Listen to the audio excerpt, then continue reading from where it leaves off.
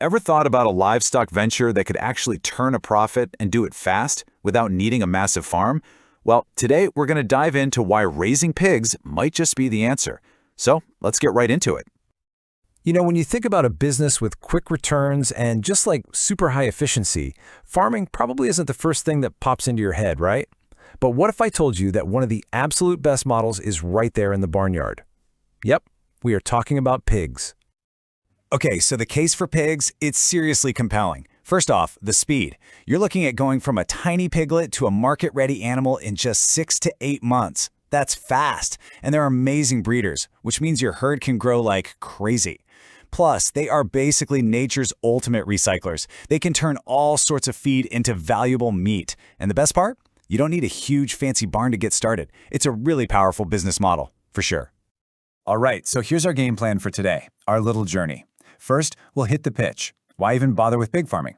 Then, we'll lay the foundation with breeds and housing. After that, we'll talk about the engine, feeding for growth. Then, the finish line, getting from piglet to profit. And finally, we'll do a little reality check and answer your biggest questions.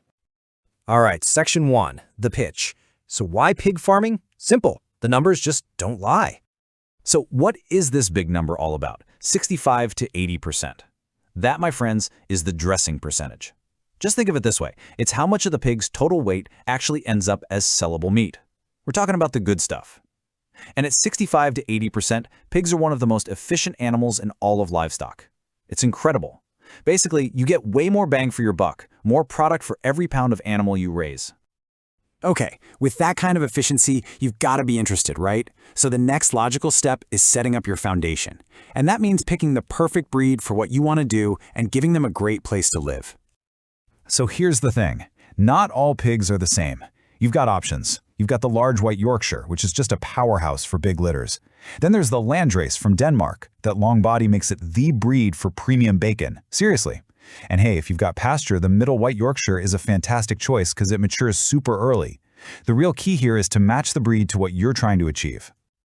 Now, housing.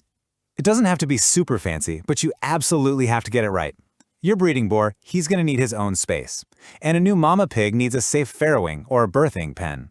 For the rest of your growing pigs, a good rule of thumb is about 2 square meters per pig.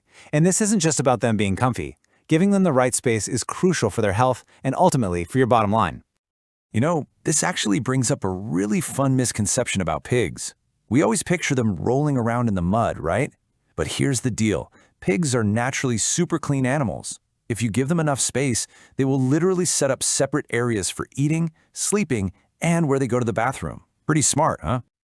Okay, let's move on to the engine of the whole operation, feeding for growth. This is where you're really fueling your profit. I mean, what you feed them and how you do it, it makes all the difference in the world. So one of the smartest, most cost-effective ways to feed them is something called swill feeding. And it's exactly what it sounds like. You're using kitchen waste, leftover food, veggie scraps. It's a fantastic way to recycle nutrients and slash one of your biggest costs, which is commercial feed. So this really gives you a choice to make. On one hand, you've got commercial feed. It's great, it's consistent, it gives you predictable growth. But man, it can be expensive.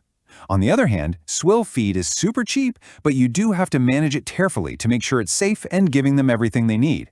Honestly, a lot of the most successful farmers kind of find a sweet spot and use a mix of both. Hey, we can't forget about the little guys, the piglets. There's this thing called creep feeding, and it's super important. It's basically where you introduce solid food to them at just 2 weeks old, and it's packed with extra protein. This gives them a huge head start in life, and it's absolutely crucial for them before they stop drinking their mom's milk. All right, we're heading for the finish line now. Let's talk about turning that piglet into profit. We're going to map out the entire journey, from the day they're born all the way to market day. You know, this timeline right here, this is exactly why so many people get excited about pig farming. Think about it. In just 6 to 8 months, a tiny newborn piglet can reach its full market weight. That's a really fast turnaround. It's just a super quick cycle, from taking care of them when they're born, to weaning, all the way to having an animal that's ready for market at about 90 to 100 kilos. But listen, getting to that finish line, it all comes down to getting those first few weeks right. So think of this as your absolute must-do checklist. You've got to disinfect the navel cord right away, clip those super sharp needle teeth, give them an iron supplement so they don't get anemia, make sure they get plenty of mother's milk, and then Castrate the males you aren't going to use for breeding. Getting these 5 steps right, it's totally not negotiable. You got to do it. Okay, let's get real for a minute. Time for a reality check. I'm going to tackle the big questions that are probably bouncing around in your head right now. This is always the first question people ask. And for a good reason. If you start too big, you're just going to get overwhelmed. So, what is that magic number to start with? The answer is simple. Start small. Seriously, 5 to 10 pigs. That's the sweet spot. It lets you learn the ropes, figure out the workflow, and yeah, make a few mistakes without it being a total disaster. Get that down first, then you can think about scaling up. Okay, the big one. Let's talk money. What's it actually going to cost you to raise one pig from start to finish? So you're going to want to budget somewhere in the neighborhood of $200 to $400 per pig. That range should cover all your big costs: feed, housing, vet care. But remember, your actual profit all comes down to the price you can sell it for in your area. And look, no business is perfect, right? There are always going to be challenges. The 3 biggest hurdles you're going to face are keeping those feed costs under control, being super careful about cleanliness to stop diseases before they start, and, well, dealing with the ups and downs of market prices. It's just part of the game. So, there you have it. That's the roadmap. A complete guide from one little piglet to a real profitable business. We've gone over the why, we've dug into the how, and we've even faced some of the what-ifs. So now, the only question left is for you. What's the very first step you're going to take on your own farming journey?